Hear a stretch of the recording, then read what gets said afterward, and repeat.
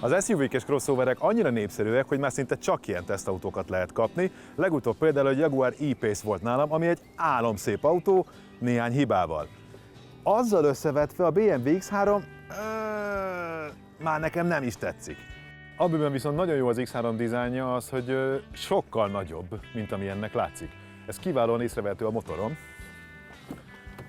ami ebben az esetben egy soros 6-os 3 literes dízel, tehát egy viszonylag nagyobb erőforrás. Mégis teljesen elveszik az orrában. Ha azt mondom, hogy BMW SUV, mindenki arra fog gondolni, hogy valószínűleg elég drága autóról beszélünk. Egy egész komoly ingatlant lehet már venni abból a 25,5 millió forintból, amiben ez a konkrét példán kerülne, hogyha bemenne valaki a szalomba.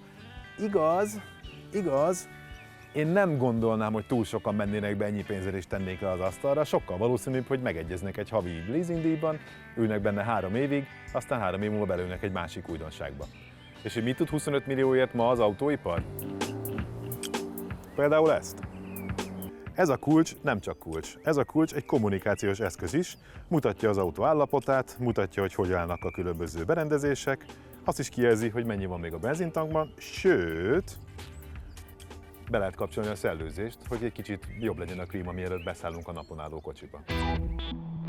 A távvezérelhető állófűtés a 3 zónás klímaberendezés része, ami olyan finoman keveri a tisztított levegőt, hogy nem fagy le az arcunk. A klíma saját konzolt kapott, sőt, meglepően sok funkciónak jár külön gomb. Például a váltó mellett állíthatjuk sportosra, komfortosra vagy spórolósra a kocsi viselkedését. Az igazi személyre szabás azonban az iDrive-ban történik, amit nem csak tekerőkapcsolóval, de érintéssel is vezérelhetünk, sőt, bizonyos funkciókat gesztusokkal is. Ha jobbra forgatjuk az ujjunk, hangosabb lesz a zene, ha balra, halkabb. A kamerarendszer pedig akár térben is elhelyezi nekünk a kocsi modelljét. A legérdekesebb technológiák azonban a vezetést segítik. Az adaptív fényszórók LED Matrixot használnak, azaz sok apró fényforrást egyszerre. Ezeket külön-külön kapcsolgatja a szoftver, így jobbra és balra megvilágítja az erdőt a reflektor, de középen nem vakítja a szembejövőt. Igaz, a magasra helyezett lámpák tompított állásban is nagyon erős fényt adnak, többen rám villogtak.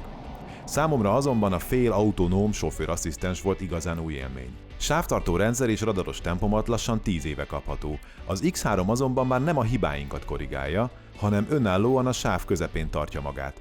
Autópályán képes lenne egyedül is boldogulni, ha a jogi környezet engedné.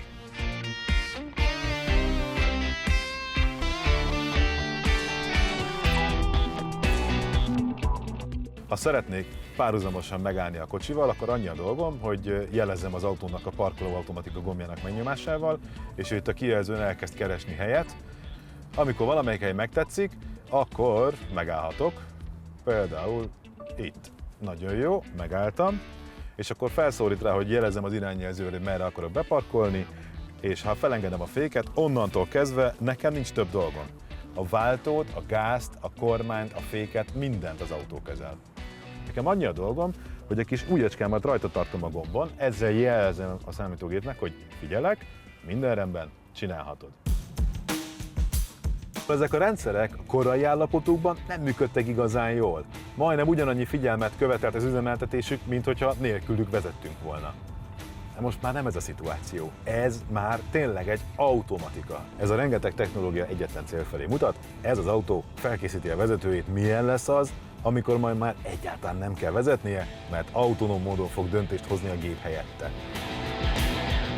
A te dolgod, hogy kiválaszd az úti célt. Hogy eldöntsed, hogy most éppen sportos hangulatban vagy kényelmesen szeretnél haladni, esetleg a spórolás érdekel. Tehát tulajdonképpen ebben az autóban vezetőből kezelővé változunk. De ez felvet egy nagyon komoly kérdést.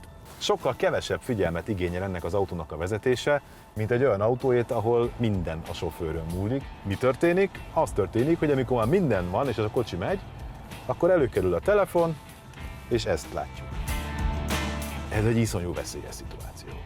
Azt éri el ez az autó azzal, hogy leveszi a vezető válláról a terhet, hogy unalmat generál, akármilyen furcsa hangzik, unalmat generál, és aki erre úgy reagál, hogy keres magának más időtöltést, az tulajdonképpen nem figyel arra, ami körülötte történik, és persze tök jók az automatikák, hogy magától fékez, hogy követi a sávot, hogy figyelmeztet arra, hogyha veszély van, de könyörgöm, a felelősség akkor is a sofőré. Nem véletlen, hogy azzal vannak tele a hírek, amikor egy önvezető autó elront valamit. És hogyha egy önvezető autó elront valamit, ott valaki meg fog halni.